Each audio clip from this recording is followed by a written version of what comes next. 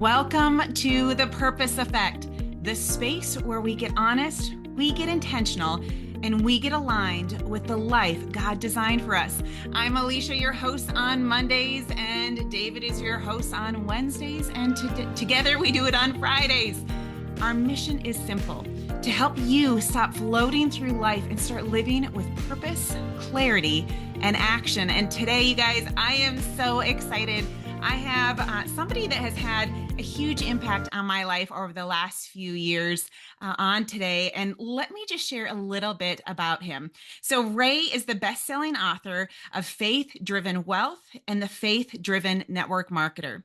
He came to the Lord in November of 2022 and has been in love and on fire for the Lord ever since.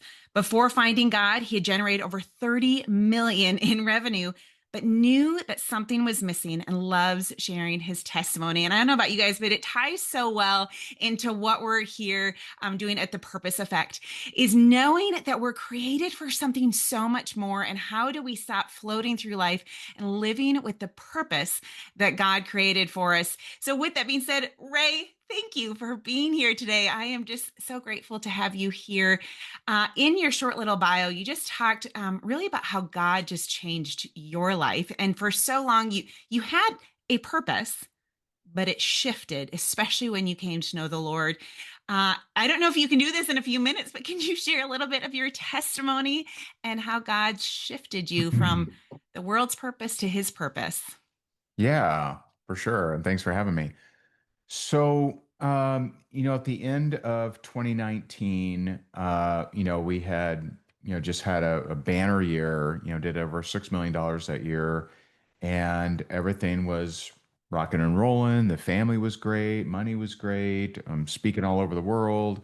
But something was missing. I just didn't know what it was. And so, 2020, I started a very different search, and I thought, well, maybe I need healing because I grew up in a very abusive home. And so I tried a lot of different things. I tried, hypnosis, different therapies. I did, 2 years of meditation, and all of that stuff helped. I won't say that it definitely didn't hurt. It helped, but it was none of them were the answer. And then I think it was September of 2022, my wife goes and speaks at this event in Nashville.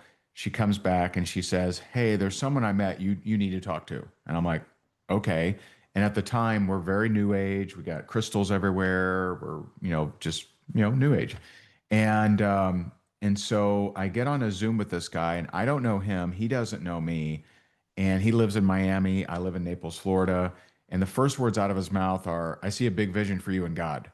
And I'm like, okay. And so I figured he was raising money or something. Like, I'm cynical, I didn't grow up in the church, didn't know one verse, and, just wasn't my thing. And we talked for like an hour, and none of it makes any sense, but it feels true. And it's just kind of a weird feeling. And so the next day, but I don't know what to do about it. So I'm just like, okay. And then the next day my wife and I go to a networking function here in Naples, and we go upstairs, and I see this guy that I'd met him before. I didn't remember his name, didn't know anything about him, but I knew I'd met him before. And he was, kind of looking away, and he looks and he turns to me and he goes, "I see a big vision for you and God." And I'm like, whoa, that's weird. Like, it was verbatim what the guy in Miami said, but they don't know each other. And so I'm like, that's weird. And he goes, "We need to pray." And so this guy is former corrections officer, Marine Corps, 6'5", just a bear of a dude. And we're in the middle of this networking function, 200 people probably up there. And he puts his hands on me, and he starts praying, and he's yelling. I mean, just as loud as he can, "You're going to face a fork in the road, and you got to choose God." And he's just bellowing it. And I start weeping. I start shaking. Like, I don't know what is going on. And it seems like 20 minutes goes by because he just kept going and kept yelling and everything. And at some point, I'm like, man, this is kind of embarrassing. I know a lot of people up here, like, this is crazy. And I get out of the prayer clutch, and no one saw a thing. Now, that's supernaturally impossible. I mean, I could have smacked people in the face, right? And he's yelling and everyone's seated, we're standing, he's 6'5", so it didn't make any sense. And, we go downstairs and I asked my wife, I'm like, did that just happen? And she goes, oh, it happened. I'm like, but no one saw anything. Like no one batted an eye. No one, everyone was just like, oh, like nothing had ever happened. And so it's like God put like the supernatural shield around us or something, or a bubble or force field or something. No one saw a thing. No one heard anything. And so I wrestle with it because I'm like, man, what is going on? And it was about, maybe 2 or 3 weeks later, I call the original guy from Miami. He comes over, he brings a guy from church, and November 14th of 2022, we both of my wife and I officially accept Christ. And I didn't have any kind of big experience that day necessarily, but the next morning I woke up and, at that point I'd done 2 years of 1 to 3 hours a day of meditation. So I knew my body very, very well. And when I woke up that morning and my feet touched the ground, wasn't the same body. And I'm like looking at my hands. I look at the sunrise. It's in 4D colors. Like I've never seen a sunrise like this before. And I get this overwhelming nudge to pray, but I don't know how to pray. And so I just get on my knees and I'm just like, God, tell me what to do. I'll be obedient. And I said, if you want me to, you know, uh, quit the business, you want me on the road, tell me what to do. And I get go live. And I'm like, oh, I don't want to go live. Like, I didn't hear you. No, no. Yeah, exactly. I'm like, no, no, you must be mistaken. And what else you got? And so I get go live and I'm like, oh man, I've been a public speaker for 20 years, never said the word God from stage. And so I wrestled with that for a while. And then I'm like, oh, okay, okay. And so I do this live. It's called My Apology to God. And that video gets over 50,000 views the first day. But the wildest thing is over 200 people messaged me, and it's like they were in all over the world, and it's like they were in cahoots because they all said the same thing. They said, I've been woken up in the middle of the night to pray for you.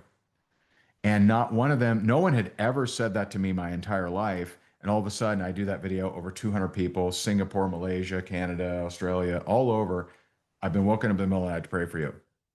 And that began a crazy journey. We've had a lot of adventures. I brought my mom to Christ, my dad to Christ, my ex-wife to Christ. We were in Israel when war broke out. I've given altar calls at very inappropriate times because God was nudging me to. And it's just, He's completely rewired me on what is it that I'm here for? And, what's my purpose? He's completely rewired me around money and wealth. And, that not that it's bad, right? It's, just understand, money is a great resource. It's a terrible source. And so it's okay to have money. Just don't let money have you. And, for me, and I talk about this in my latest book, Faith Driven Wealth, which I was very honored John Maxwell wrote the foreword to. But the first chapter is money was my master, but only when I was broke. Yeah. So when I had plenty of money, I really didn't think about it. It was like, man, whatever. But when I was broke, boy, I was stressed. Like it had all of my emotions, I had all of my everything, and so it's just been a wild journey, and that's probably about the quickest I can tell my testimony. But it's still so powerful, even in that Yeah. little bit. And I know even in the last few years, I've gotten to hear a lot of your journey, and it's just so powerful. So here's what I will encourage the listeners. Go and make sure you listen to more of his. Just go find Ray Higdon on Facebook and on YouTube. You guys, it'll blow you away. So, Ray, as you're talking about this, I can't help but think of leading up to that. I mean, making $30 million leading up to coming to know the Lord, you probably thought at some point, hey, gosh, I'm walking out my purpose. Like I'm living with intention. I mean, you can't achieve that without some kind of drive, without some kind of intention. But do you see what's the shift of that kind of purpose that was not really Christ driven versus the purpose that you have now? How is it different? And do you feel a different level of fulfillment in it? Oh yeah, man. I mean, it's really night and day. So, one um, is I was very, logic driven of, okay, very, very personal development, logic driven. And, personal development, like, since coming to Christ, I realized personal development is so difficult. Like when you're on your own, it's just self-development and you're just working on you. Like I did it. I mean, I think I did a pretty good job of it, but um it is unbelievable how much easier things are with Christ. And so, like, if I notice a trait that is, not a trait I want, I just thank God for improving it. And it does. It's, it's, it's amazing. It's so incredibly different than self-development. And, if it's going to be, it's up to me kind of mentality, which most people have, hustle and grind and all of that. And so that's, first of all. And second, it was never fulfilling. Mm, I remember, I mean, my first $1 million year was 2013, my first $1 million month, 2014, my first $1 million day, 2015. And, I celebrated like, all right, great, okay, well, what's next?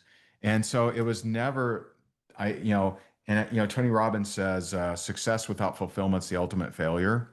And mm, I kind of felt that because I had hit a lot of my goals. I had done a lot of things that I thought would make me feel better about myself. And it hadn't worked. Zig Ziglar also said, money won't buy happiness, but everyone wants to find out on their own. mm, And I had millions in the bank. I had, successful family. I had all the checks, but I just didn't feel better about myself. And so I just didn't understand it. And so now, I mean, the biggest difference is I learned there was an interview with a guy named David Green, who I've had the pleasure of meeting with, and I talked with him for a little bit. He was very gracious. But David Green, as a little kid, he dreamed of being a dime store manager because that would have made him the most successful guy in his family. But instead, he started Hobby Lobby and has 44,000 employees, 1,055 stores, does $8 billion dollars a year, and he donates 50% of profits to charity. So he's actually funded over 1 billion children hearing the gospel. And I heard in an interview, he said, my life changed when I turned every major and minor decision over to prayer. And I'm like, well, if he can do that, then that's what I'll do too. And so I've just made it, these last 3 years, I've just made it an absolute mission to be in step with the Spirit at all times. And so I literally pray about every single thing I do. By praying on what to eat and how to work out, I've lost, 30 pounds. I'm in the best shape. I'm in better shape than I was in high school, and I'm 48 years old. And so, like, I started praying on, okay, Lord, what do you want my business to look like? And so he's giving me some very powerful promises on what I'm called to walk in. And there's one extremely powerful question that really changed my life, and that is, Lord, what did you intend for me to be when you made me? And when he answered that question, I mean, I just bawled because, I think a lot of people, and I did too, think that, well, if I surrender to God, well, my goals are important. Like I want to hit my goals, but if I surrender to God, then, I'm just this Mother Teresa, poor, or whatever. Well, that's not true. Isaiah 55:8-9 says his ways are higher than our ways. And so when I asked the Lord, Lord, what did you intend for me to be when you made me? His answer was so much bigger than any goal I've ever had.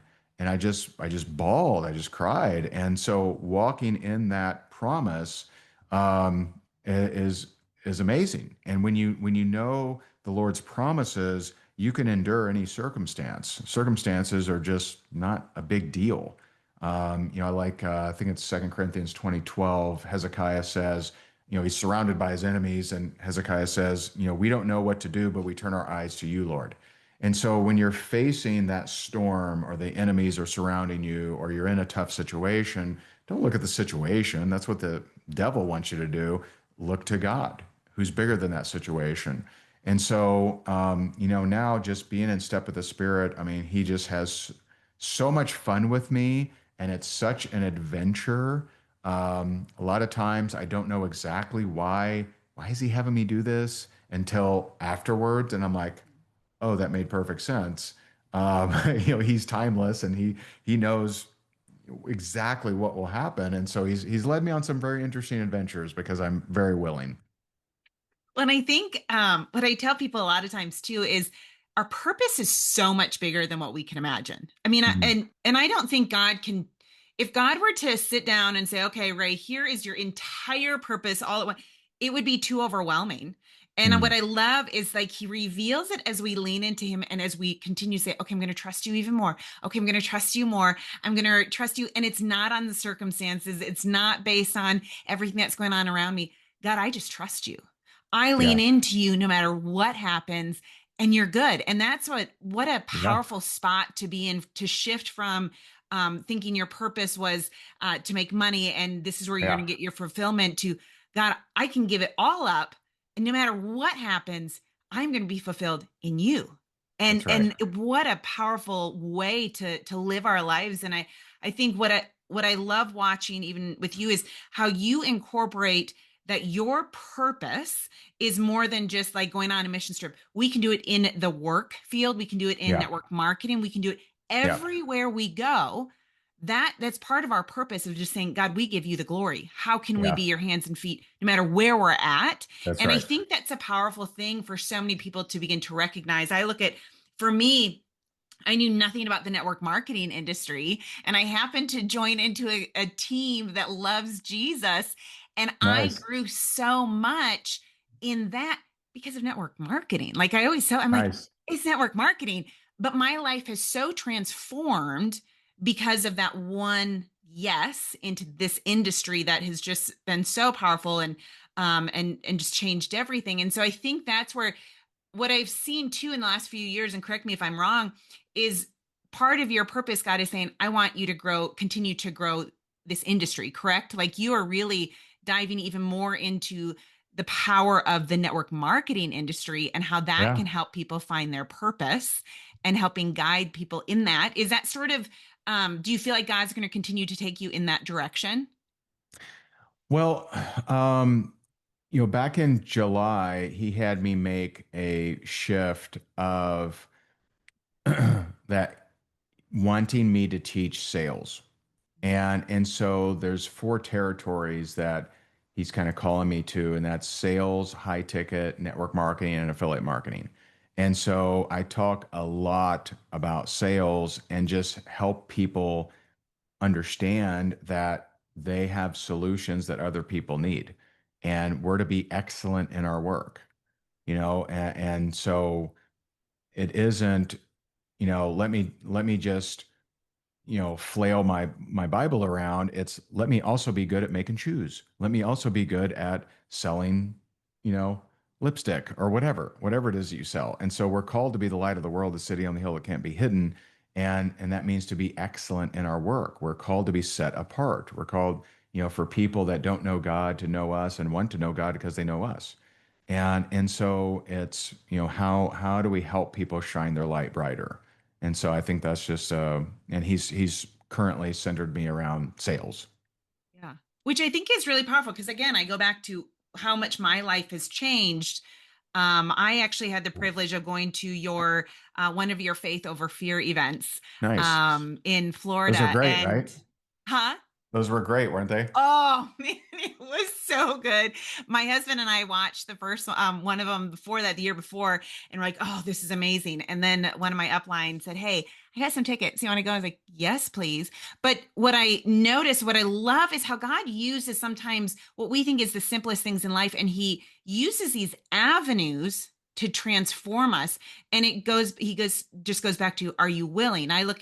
I went to your faith over fear. And from there, I listened to a guy that I end up getting into his coaching program, and I've added Yeah. in coaching. And now I have a leadership retreat in my home Nice. that I host twice a year because you said yes to saying, God, I want to honor you. I want to Yeah. walk out my purpose. And I think that's too where I love. I want people to understand that as when we walk out our purpose, God sees such a bigger picture. We limit it to just these little, oh, I made this Yeah. choice. Oh, okay.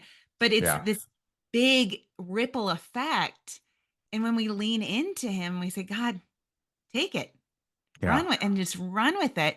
Now, in that process, though, for you, like you've become very disciplined in what you do. Like, I mean, you are very intentional. You are very organized in how you do things. Is that something that you have found to be a very important part of living with purpose and success? Um, I mean, it's hard for it may be hard for me to be subjective on that question because the way God wired me is He just wired me to delight in discipline. Like I just love consistency. I love it. Right now I'm looking forward to my tomorrow's routine. I mean, I just can't help it. So for some people, it's like, oh God, you do the same thing every morning, and to me, it's like I do the same thing every morning. Like I love it, and so it's hard for me to answer that because it's so close to me. Um, and I think that was, one of God's gifts to me is to just have me delight, in discipline. And, I do think that, the Lord, if you understand his nature, then faith is very easy. If you do not understand his nature, then faith is very difficult because I know that his nature is that he loves us and he wants to grow us. So that way, any circumstance is designed to show that he loves us and he wants to grow us. So there is no circumstance that I'm like, oh no, dang it, how did God let that happen? Because I know his nature, and his nature is that he loves us and he wants to grow us. And so I just, when I see a situation, and, Jesus said, in this world, you'll have troubles. We got troubles. We have things that come in. We have different things that are, could be possible distractions, but they're not because I'm just like, all right, Lord, what are we doing about that? And so it just doesn't affect me because I know his nature. And when you really, which I did not get until, I mean, really last year, I guess. James 1:17 and John 3:27 says we cannot get a result unless it's from our Heavenly Father. Mhm. And so if he is the author of all results, then uh, then that's just a different deal, right? If he loves us, he's responsible for results. He wants to grow us. Like then you really can step in the idea that things are happening for me, not to me, and so that's just a powerful way to roll. Yeah, it's it's a powerful way. It's a shift in thinking for a lot of people.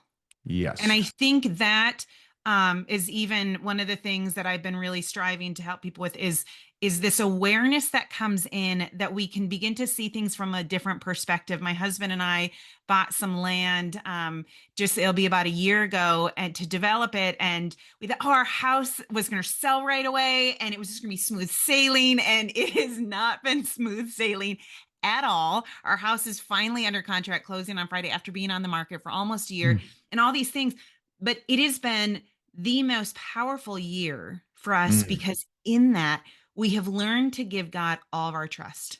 To say, God, Nice. no matter how Beautiful. it turns out, we trust you wholly. Like no Yeah. matter what, you are so So it good. happened And I perfectly. think, yeah, it's such I because a lot of people I'm like, I know we should be really stressed and we should be very overwhelmed because our development side is so far behind. It's way over budget. There's so many different things going on.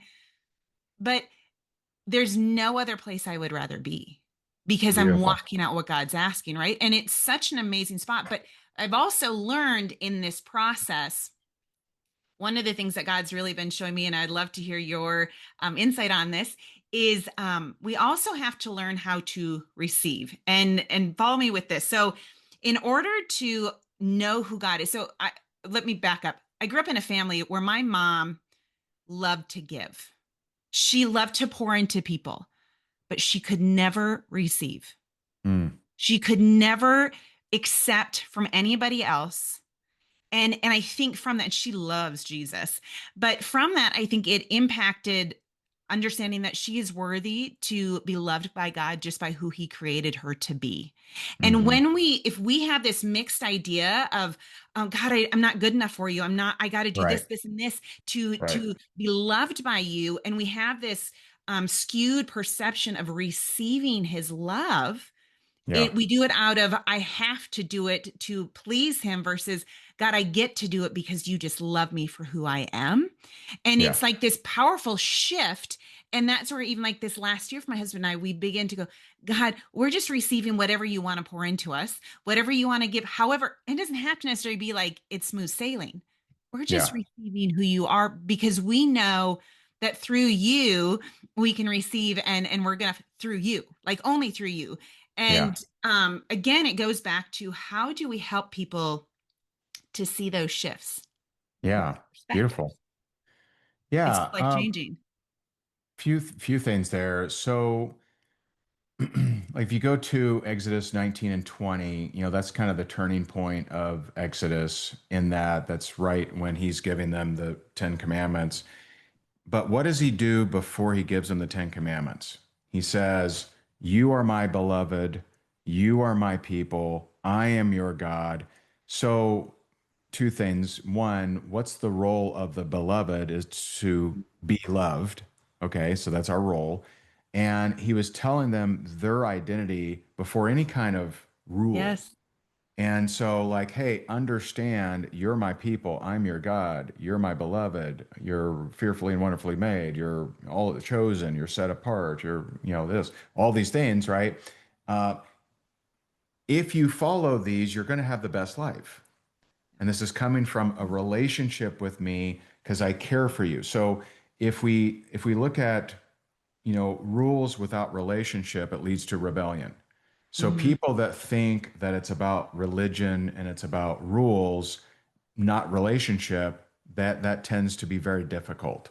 But if we have a mentor or someone that we really respect and we know that they have our back and they love us and we love them and they gave us rules, we'd follow them. We'd say, "Oh, they love me, so clearly, So a lot of people love God; they don't know how much God loves them. Mm-hmm. And so you have to know that it's not that Jesus is up there somewhere at the right hand of the Father only. He's also we abide in Him; He abides in us. So the Jesus in us is worthy of gifts.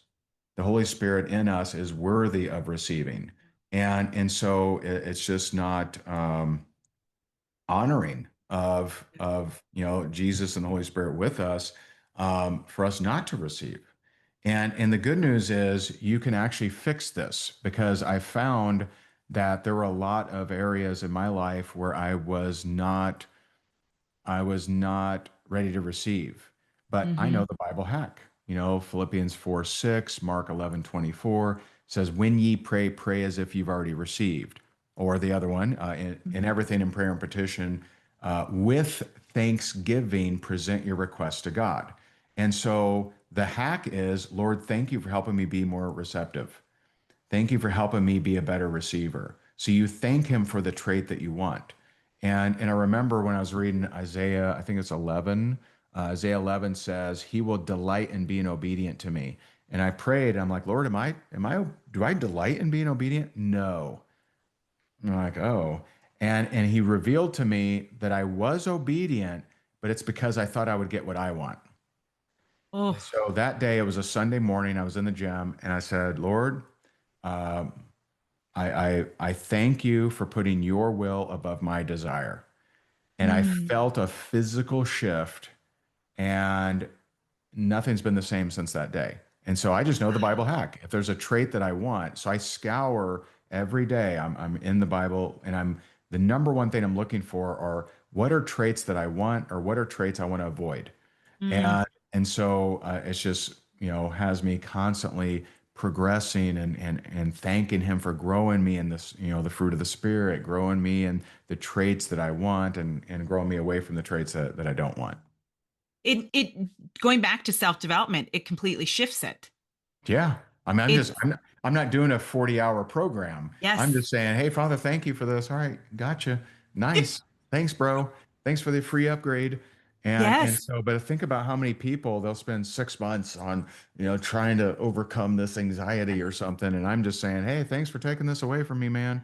Um, it's so Yeah. much Well, and easier. I think that's part of something that I've been really pouring into even some of my coach clients is like, we think, oh, it has to take years to like Yes. recover from different things. It takes Yeah. all this time. I was reading Haggai a couple of weeks ago, and I was like, oh God, why am I reading Haggai? It's this small little book of the Bible in the Old Testament, and you go back to I love the scriptures because they come alive, and you think about Yeah. it, it's like the living word. So when you read it, and it's like, oh, I've read this 100 times, and it never stuck out. But as I was reading it, and it talked just about how one that God put together these people that for 15 years they were sort of floating through and their priorities got totally wrong, and they went from, okay, we need to build the tabernacle, to, oh, now we're just going to go worry about our families and do our own thing. And Haggai got them back and said, wait a second, we need to get our priorities right again. And in it talks about, I think it was like 26 days that they were able to gather the people and start building the temple Mm. again. And like I tell people, I'm like, this was not when we had social media. We didn't have cell phones and email where we could say, hey, let's round up the troops. But God did it so quickly, and he gathered them up. And I think of Yeah. that, if God is in this this stage where he's saying, listen, you guys, I want to do things quickly. I want to do things fast. It Yeah. doesn't have to take forever. Let's do it fast. When you get your priorities straight, when you go from floating through life to having your purpose so off direction to putting your focus on me, watch as the shift begins to occur, as we begin to incorporate the creator of the heavens and the earth and Yeah. all of that in our lives. That's where the real shift becomes, or shifts happen. And that's where I think the true purpose begins to take place and our identity becomes so clear. Nice. And so it's just such a it's Awesome. so humbling to be able to be a part of like seeing God move in people's lives and shift. And man, we serve It's a good awesome. God. Amen. Absolutely. Absolutely. It's so powerful. Okay, so what are some of the things that you, if you can share, that God is laying, he's saying, hey, Ray, these are some big things I have come down. Any other like faith over fears, anything like that? Or you're just taking it day by day? He speaks to us differently. He tends to talk to me in what am I doing today kind of scenario. He talks to my wife differently, like she has dreams. And, this was a source of conflict between me and my wife because she would get something in prayer, she'd bring it to me, I'd pray, I get a no. And I'm like, surely this isn't the way it's supposed to work, right? I don't want to be shooting her down all the time. And so I was just, cast all your anxiety on him because he cares for you. And so I'm like, Lord, clearly this is not how you want it. Like, please give me wisdom. Like, tell me, what am I supposed to do? And he revealed to me that he talks to her differently. And so I'm to take note of her suggestions because they're usually going to be for the future. And with me, he barely ever tells me something that's going to happen tomorrow. Mhm. And so it's usually, here's what we're doing today. And I'm like, okay. And so, he's given me some big promises that are over, like just here's how I see you and that kind of thing.